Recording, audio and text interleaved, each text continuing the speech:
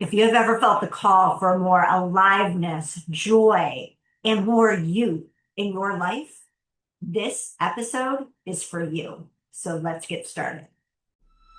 Welcome to the I'm Perfectly Divine podcast, a place for the strong, sensitive, spiritual seeker to recognize the perfection of your human journey and spiritual worlds through proven and grounded frameworks that support you to live in the wholeness you already are.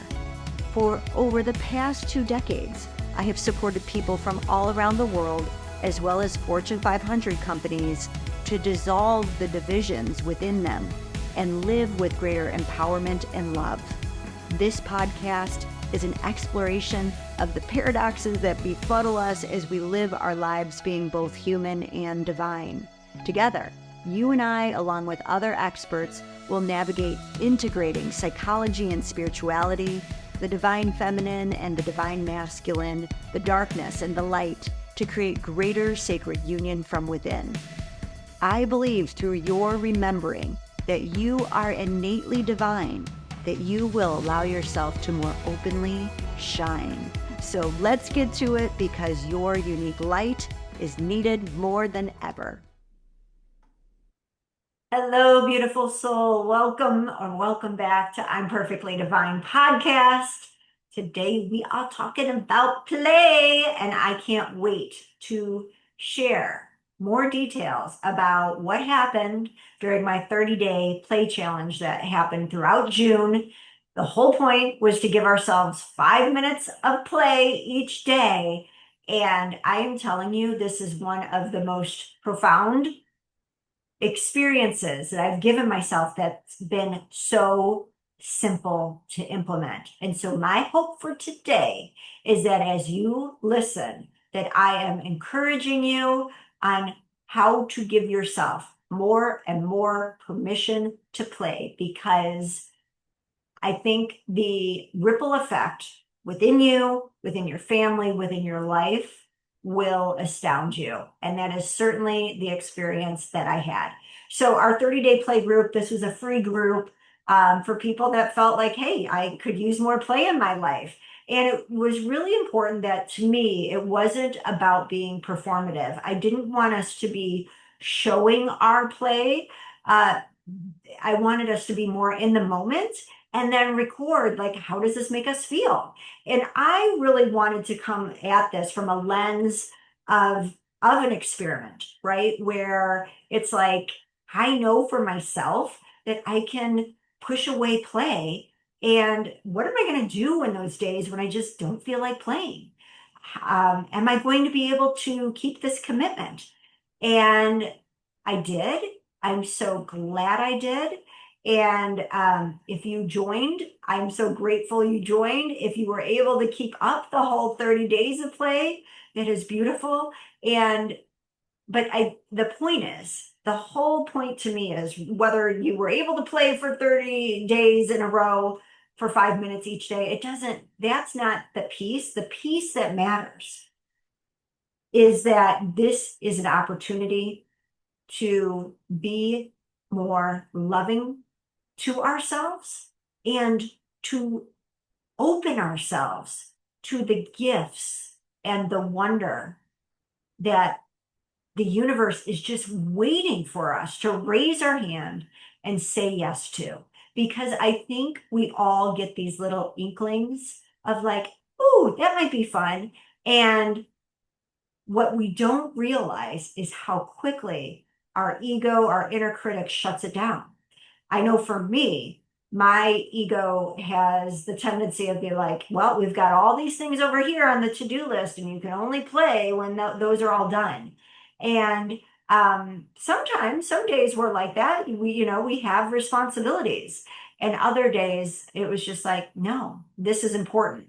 And so whether the play came in the middle of the day or the end of the day, it doesn't matter. It's saying, for 5 minutes, I can prioritize my joy. So today I hope to share with you what really came forward in terms of not just this expansiveness of joy and creativity and self-love, but also the self-awareness because what I love about this notion of play, and for only 5 minutes, is that my rational mind no longer had the excuse of agreeing with my ego or my inner critic. And what I mean by that is that my inner critic loves to say, we don't have time for this. And typically, my rational mind will agree. My rational mind will look at everything on the to-do list. Maybe your rational mind does too. I got all these things on the to-do list, and I don't have time for this. And so this challenge was made super simple because I needed it to work, be something that I could commit to and agree to. And for 5 freaking minutes, give myself this opportunity of joy. But let me tell you, there were days where my ego was hemming and hawing. And so I want to share with you, first and foremost, that should you feel inspired after this episode, to go for it, because this has been such a profound experience of self-love. It is like, the ego will tell us that play is frivolous, and this is something that is so nourishing to our soul. And I think the thing is, for me, I really had to expand my definition of play because my ego wants to say play is like, it's full of laughter and, joy and all these things and belly laughs, right? That last for 5 minutes. Well, that's not, first of all, that was not my reality of play when I was a kid. And that's not going to be a reality of play now. Although we did have some of those moments, and I'm so grateful for that. But in widening the definition of play to what play really was when we were kids. So yes, there were those silly, spontaneous, fun moments that, belly laughter came forward. And then there was just moments where like you were drawn to learn about something. There was something that felt challenging to you. I mean, I'm talking simple, like building a card house, using a deck of cards to build a house. Like, I don't know the last time I did that. And I got to do that. And then I got to see that my son has never done that. My 20-year-old son, he's like, what are you doing? I'm like, I'm building a card house. He's like, I've never done that. And just seeing like the things that like generationally that don't get passed down, and how fun and it can be because there's a challenge to it, or that something just feels interesting and you want to learn about it. So one day when I wasn't feeling like that joy expansiveness, I'm like, you know what? I've always wanted to learn about palm reading or reading tea leaves. And so I just gave myself, those were a little bit longer, where I'd give myself maybe 15 minutes to just kind of like, oh, I understand what this line means. Or, ooh, look at, I mean, I think I actually did a pretty good job reading the tea leaves. It was kind of cool. And so it's like, it's remembering all these different aspects to play rather than how the ego, at least my ego, can limit it to like, play's got to look like this, right? And so this experiment was a journey of love, um, possibility, potential, because I really wanted to mix it up every day. I wanted to do something different every day to really tap into the creative potential around me. And that was so much fun. And again, then observing, what is my inner dialogue saying about this stuff? And especially some of the days where I just, wasn't feeling it, or ran into a snafu, let's say. So one of the snafus was early on. I feel like my inner critic was definitely louder early on, which is a natural part of when we challenge ourselves, right? You put yourself into something new, and our ego is always trying to keep things the same. Even if we want to receive more of anything in our life, the ego likes things the same because it's what we know and it feels safer. And so in that first week, I was having fun, but I was also like, whoa, my inner critic has some things to say. So one of the things that went awry was I had this vision of like, I want to go out in the yard and do somersaults. I want to do cartwheels and just have fun in the grass, right? And so I'm doing it, and I'm actually really proud of myself because I could do like a cartwheel on my non-dominant side still. I could do backward somersaults. I mean, these are not in the air, people, but this was just in the grass, right? And I'm enjoying myself and I'm having fun. And then my inner critic came in and was like, when did you get so prissy that you're not in the playing in the grass anymore? And I was like, wow, that's interesting that this judgment came out of nowhere while I'm having fun. And so then I was like, yeah, like, why aren't I in the grass more? Because at first I was like doing the somersaults. I'm like, oh, I'm going to get grass all in my hair and all stuff like that. Well, lo and behold, I'm not in the grass all that much. I mean, I'm in the grass with my feet, but I'm not rolling around in the grass because probably about 15 minutes later, I was itching like crazy. So, yeah, my skin and grass do not mix very well. But it was just like, I mean, I was like, really, ego, like you're going to criticize me while I'm playing. And the ego's like, yeah, that's what I do. And so it becomes such a profound moment to like not take our egos so seriously because it's there yapping on the side because it's out of its comfort zone. And the reality is like we are opening ourselves to something new. And whether it turns out or not, it doesn't matter because you are being willing to give yourself a new experience. You're willing to try to make a positive shift in your life. And the big thing for me was not to have the expectation that every time I go out to play, I'm going to feel better. I just don't think that's fair. Like, I did not go to play as a child to make myself feel better. I just played because I was naturally drawn to doing something. And so I think that's our invitation. There was a day where I was putting a lot of pressure on myself, just with other work stuff. And I was just like, all right, enough. I got to get myself away from the computer. I got to get outside. I'm like, I'm going to go do my play in the middle of the day.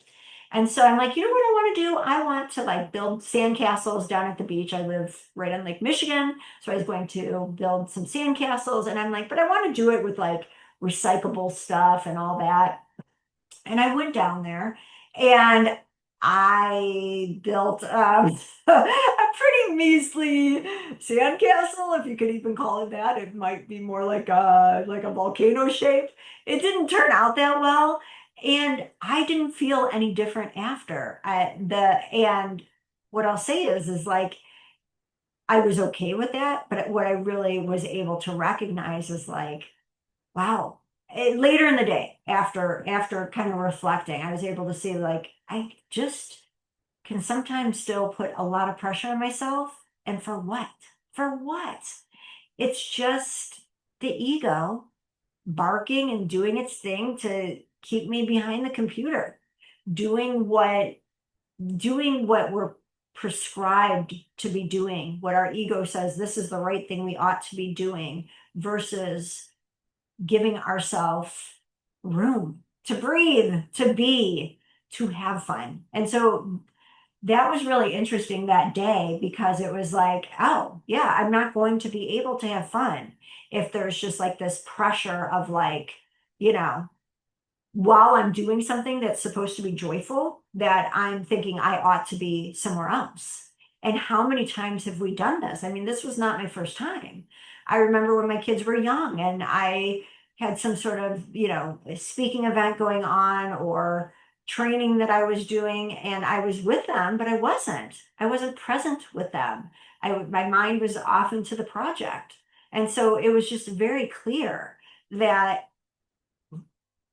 there there's no way to be able to receive anything from life, from play, if I'm not going to be able to allow myself to be present.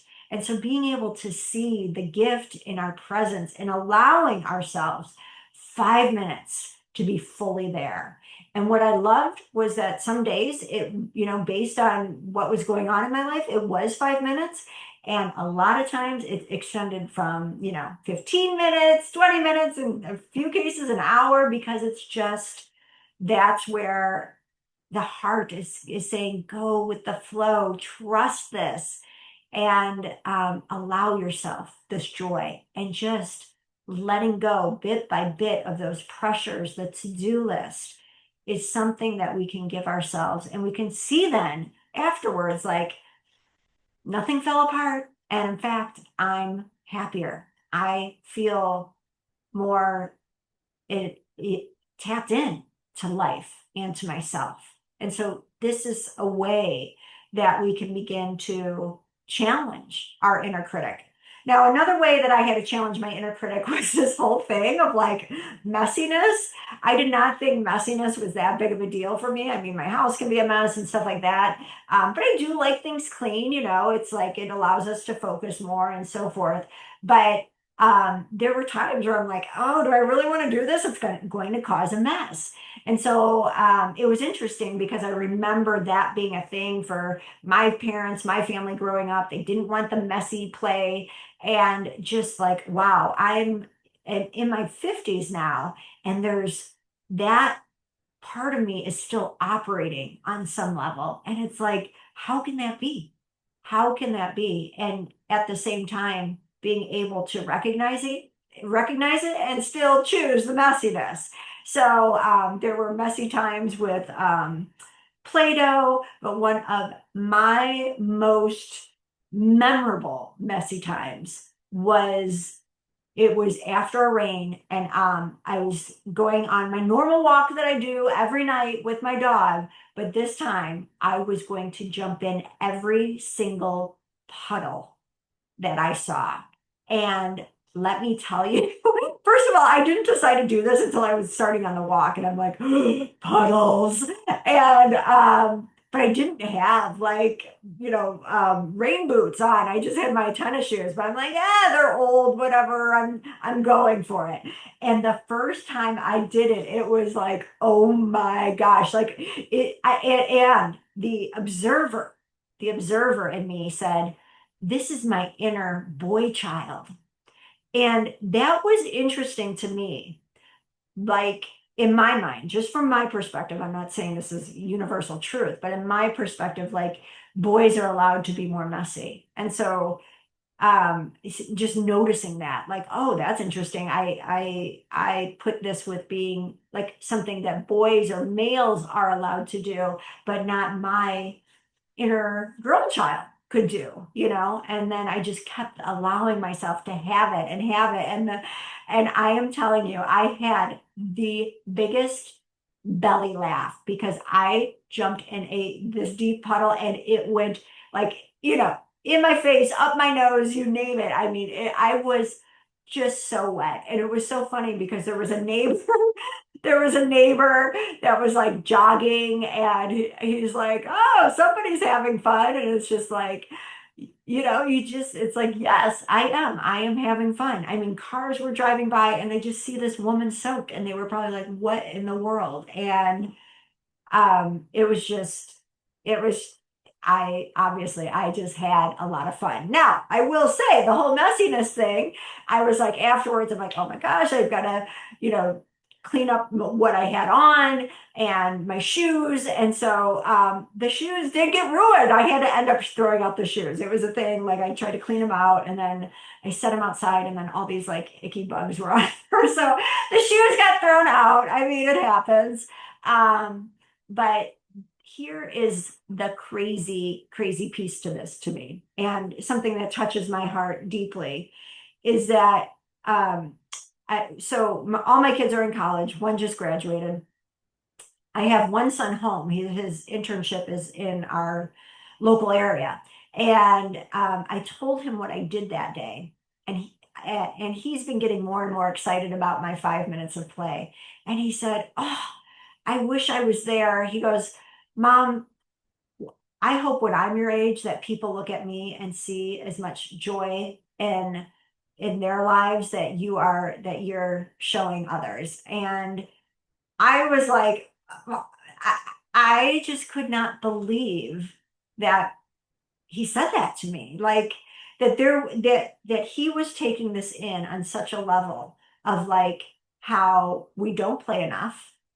Um, and that there's something to giving ourselves this joy. And even if it looks ridiculous, crazy on the outside, that like, gosh, I hope I give this to myself. I hope this is something I remember. I hope this is something that I do. And just him kind of admiring this. Like, it's like, trust me, it's not like this is something I get every day from my 20-year-old kids, that was like really, really unexpected. So it's just allowing ourselves that fleck of like inspiration, and it's like, where's it going to guide me? And yes, it may be messy, and maybe it'll be wasteful, and something will get trashed, but it's letting that go. Because, and this is what I feel has been the profound, profound experience that I did not recognize would happen for me, is that, and I think you as parents, if any of you listening are parents, will get this, is that for me, I've identified myself as a mom for so long. And as moms, we play, but we're also usually on the sidelines watching our children play, watching our kids make the mess, and we got to clean up the mess. Watching our kids ruin something, and then we've got to, deal with that. And it was so powerful to reclaim, it's my turn to play again. It's my time to play again and not be the one on the sidelines anymore. So I don't think we have to be moms or dads that are on the sidelines. And I think some of you may already be ones that are already playful. I would join in, but I would be on the sidelines watching and talking to other moms and doing that thing. And being able to challenge my identity from the sideline mom to the playful mom has been it's been life changing for me in a way. And I know that sounds very, I don't, cliche or something, but I really want to encourage you, like how powerful this can be. And again, so, so simple. What else did I want to share with you? Creativity, it's like that to me was very inspiring. My whole premise was I wanted to challenge myself to do something different every day. In the play group, you could do whatever you wanted if you were part of the challenge. I just felt like we're living in this world of infinite potential. And how can I tap into that creative field? How can I tap into my own spontaneity? And that was really powerful to witness as well.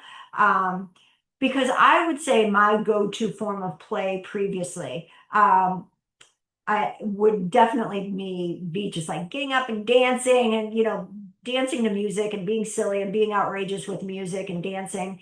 That would be my go-to. I also love to paint. And once in a while, I'll do creative things, like I said, with some Play-Doh or something like that. But to challenge myself to do something different every day was, gosh, it's just like you feel like you are a part of this infinite potential because you are, but we're allowing ourselves to receive it. We're aligning our energy with that. And one of the most powerful examples of this for me was when I decided to do the cloud play game where you look at clouds and you look at their, what their shapes are and so forth. And of course, I've done this before, but honestly, like I probably do it for a few seconds. And I'm like, oh, I see this. And then I'm like off to something else. But I must have stayed there definitely beyond the 5 minutes. It might have been 15, 20 minutes because like something was happening where I felt like I was in this like alternate universe where like the sky became the sea. And I mean, I was like, there, it was profound. Like there was just shapes and messages and all sorts of connection happening that it's just like, oh my goodness, all we have to do is look up and give ourselves that presence, that curiosity, that open-heartedness, and like a whole nother world opens up to us.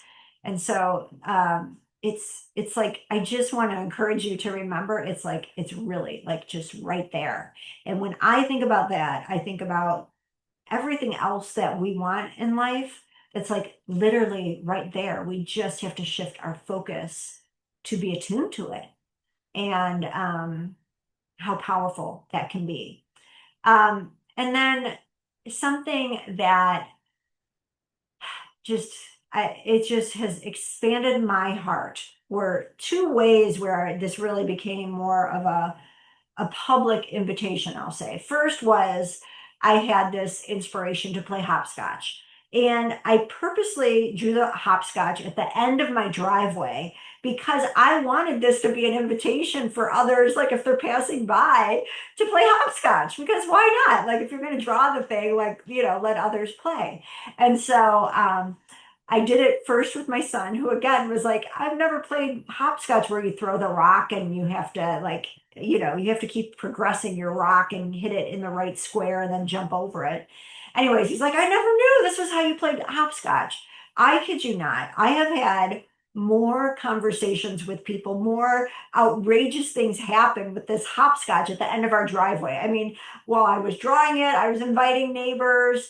I had neighbors walk by and be like, what are you doing? And I'm like, hopscotch, you want to play? And they were like, no, but maybe I'll come sneak at night and play. And I'm like, you don't have to sneak at night. But then we got in this conversation about other things that I did and in this play challenge. I shared with them a story about being in a box, like when you played with boxes as a kid. I had a box that I could fit into and how I was like scooting from one end of my house to the other.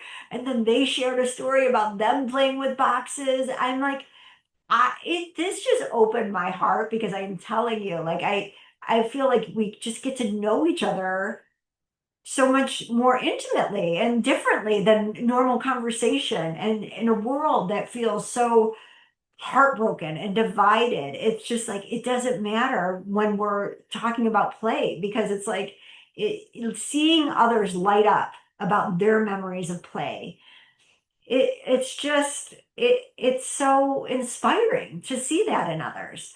And I will say my 20-year-old son had his friends come over and then he invited them to play hopscotch and they played, and then our neighbors had grandkids over and then they played with the hopscotch. So it's just become a thing and it's still out there, and I'm like, I love it. It just reminds me of how uniting play can be. Now, the other thing that I did was I was meeting a friend for lunch and I decided I am going to bring my hula hoop.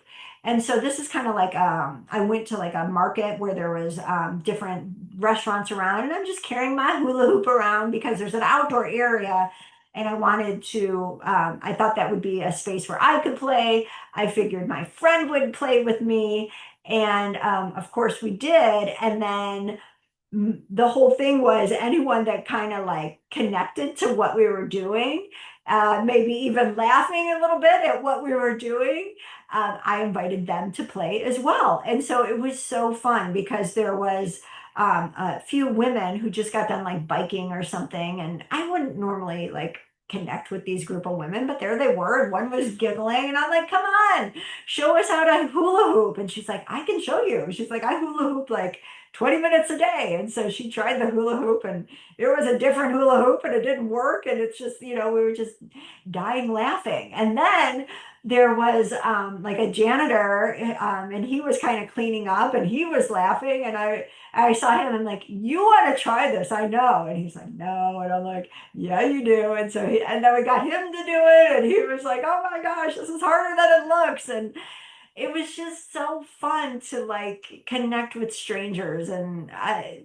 don't know, you could see, you could feel the ripple effect and the inspiration that play is for one another. That's why we need one another and why we need play. So there have been wonderful memories made through this. times where my husband and I and my son, had water balloon fights and just, doing activities together. Even though it was like 5 minutes, it became a thing where we're like, all right, what's going to be our 5 minutes of fun? So much so that by the end, I was starting to feel bad if like I didn't include them. But I told them some of the days I'm going to have my own 5 minutes of play. But most of the time, I wanted to invite them as well. But however you play, however you feel inspired, know that it is an act, a profound act of allowing yourself to receive more love, more joy, more creativity, and more of who you innately are. And so I hope this inspires you. This is something I'm going to continue to do yearly.